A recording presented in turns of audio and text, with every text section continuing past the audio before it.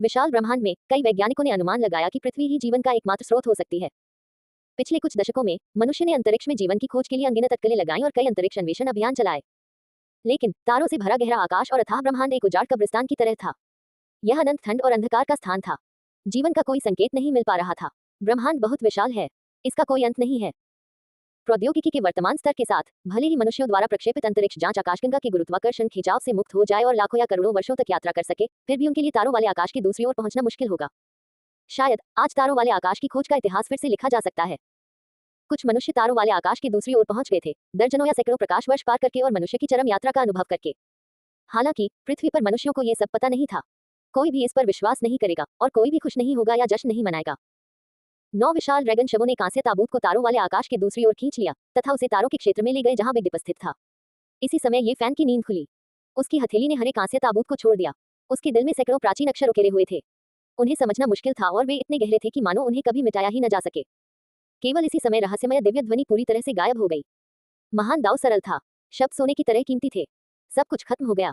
ऐसा लगा जैसे समृद्धि खत्म हो गई हो और सब कुछ अपनी मूल स्थिति में लौट आया हो। ये फान सोच में डूबा हुआ था।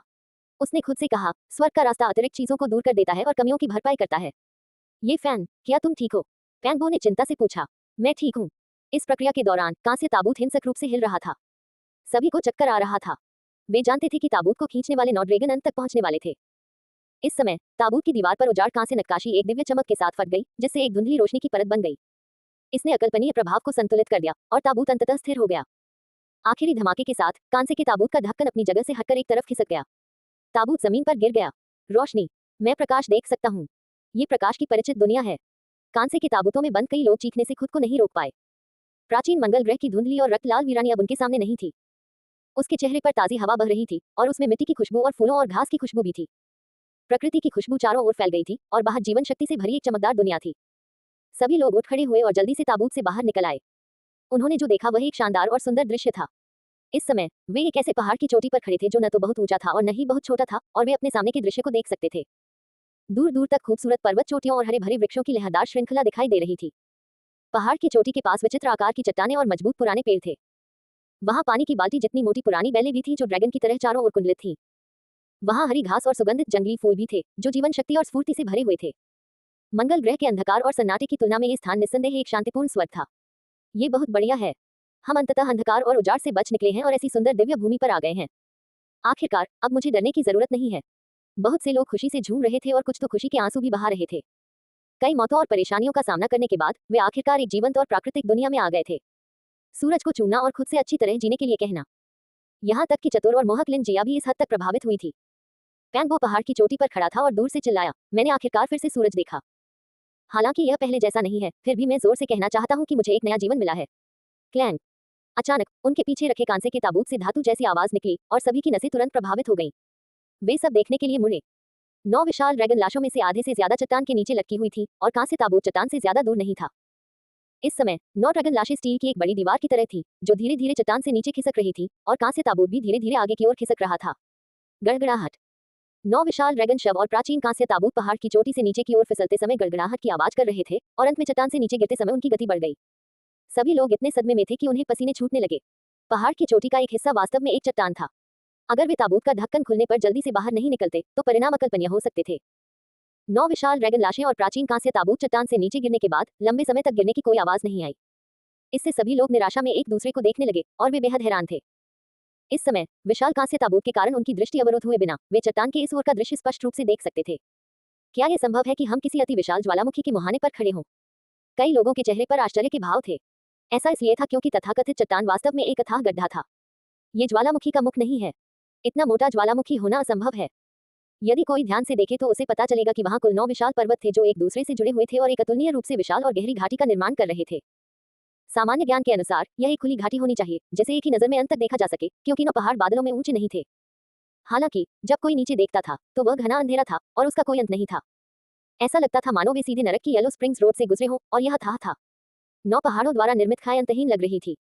9 विशाल ड्रैगन लाशों और प्राचीन कांस्य ताबूत के नीचे गिरने के बाद कोई प्रतिध्वनि नहीं सुनाई दी, जैसे कि वे कभी अंत तक नहीं पहुंचेंगे। ये कितना गहरा है, इसकी कल्पना करना सचमुच कठिन है। ये कौन सी जगह है? यहाँ इतनी बड़ी खाई कैसे हो सकती है?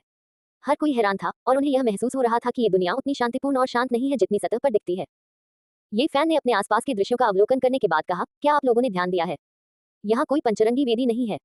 ऐसा लगता है जैसे हम सीधे आसमान से गिरे हैं और हम स्टाररी गेट से प्रकट नहीं हुए हैं। उसे यह कहते हुए सुनकर सभी लोग हैरान रह गए और अब जाकर उन्हें ध्यान आया कि वास्तव में वहाँ कोई पंचरंगी वेदी नहीं थी, लेकिन विशाल पर्वत शिखर कांसे के ताबूत की वजह से नहीं गिरा और वहाँ कोई बहुत बड़ा गड्ढा भी नहीं हुआ। वहाँ केवल कुछ बड़ी दरारें थीं। अगर वे सचमुच आसमान से गिरे होते और यहाँ टूटकर गिरते तो इसका असर अकल्पनीय होता, लेकिन पहाड़ पर भारी नुकसान का कोई निशान नहीं था। कुछ तो असामान्य था। यदि कोई पंचरंगी वेदी नहीं है तो हम यहाँ क्यों आए? क्या ऐसा हो सकता है कि पौराणिक ब्रह्मांड टूट गया हो और हम यहाँ फंसे हुए हैं? यह मजाक बिल्कुल भी अच्छा नहीं था और किसी के चेहरे पर मुस्कान नहीं आई। सबने इधर उधर देखा और फिर सोचने लगे। वहां पर आधा पत्थर का टैबलेट है। इस समय झांगजीलिंग अचानक चिल्लाया। पहाड़ की चोटी पर पत्थरों का ढेर था और कुछ मजबूत पुराने पेड़ भी थे, साथ में पानी की बाल्टी जितनी मोटी कुछ पुरानी बेलें भी थीं। बेलों के बीच वहां एक टूटी हुई पत्थर की पटिया पड़ी थी और कृत्रिम चमकाने के निशान बहुत स्पष्ट थे।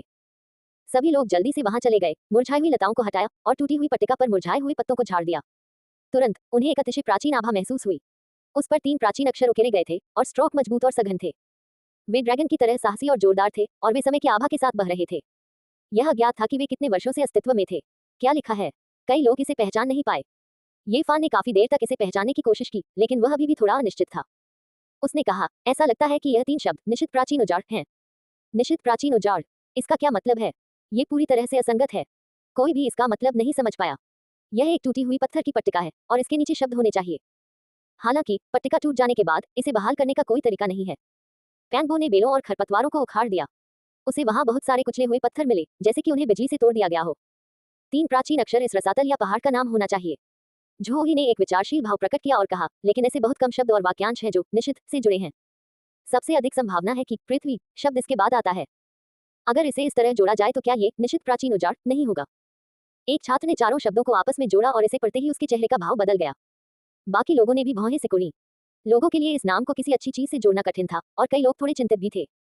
इस रसातल के आसपास का क्षेत्र संभवतः शुद्ध भूमि या पवित्र भूमि नहीं है, किसी ने कहा। न केवल यह एक शुद्ध भूमि या पवित्र भूमि नहीं थी, बल्कि यदि यह वास्तव में वैसा ही था जैसा कि पट्टिका पर लिखा था, तो संभवतः यह एक अच्छी जगह नहीं थी। क्या तुम लोगों ने ध्यान दिया? लगता है आसपास कोई पक्षी या जानवर नहीं है। यहाँ बहुत शांति है। वांग जिवेन ज्यादा चौकन्ना था और उसे लगा कि कुछ गड़बड़ है। वास्तव में सभी ने एक स्वर में सिर हिलाया। यहाँ फूल, घास, लताएं और पेड़ थे।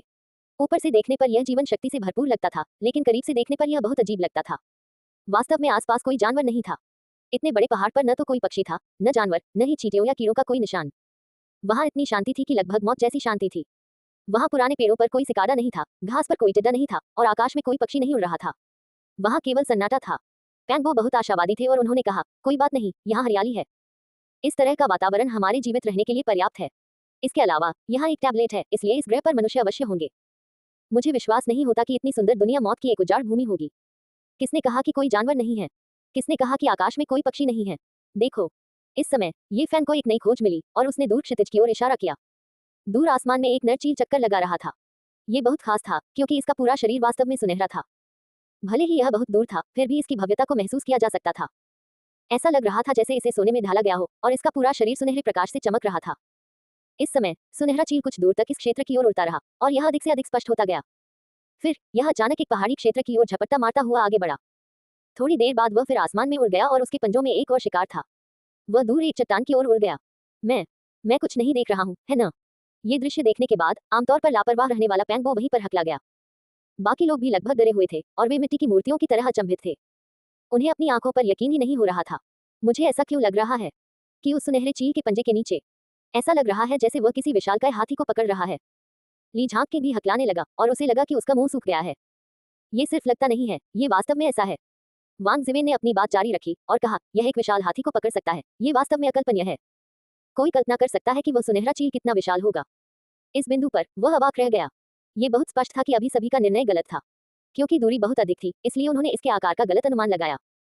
यह एक बहुत बड़ा अजीब शिकारी पक्षी होना चाहिए। ये फान ने दूर के आकाश की ओर देखा और कहा, इतना विशाल चील नहीं हो सकता। इसका पूरा शरीर सुनहरा है और यह सुनहरी आभा से चमक रहा है। इसका शरीर अतुलनीय रूप से विशाल है और यह पौराणिक सुनहरे पंखों वाले पेन के समान है। ये शब्द सुनकर वहां उपस्थित सभी लोग पुनः भयभीत हो गए।